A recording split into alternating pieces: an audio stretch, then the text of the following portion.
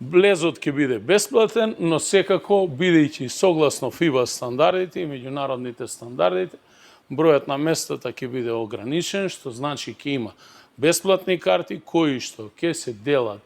на билетарата, која што се наоѓа под западниот дел на влезот на спортската сала и ќе отпочнат да се делат бесплатно на секој човек кој што ќе дојде и со лична карта ќе се представи, по една карта ќе може да подигне секој граѓанин, истата ќе биде бесплатна и ќе бидат услужени сите оние граѓани по принципот прв дојден, прв услужен. Дополнително, значи, се обезбедени одреден број на бесплатни карти на нашите традиционални подржувачи или кошаркарски фанови од навивачките екипи, помеѓу кои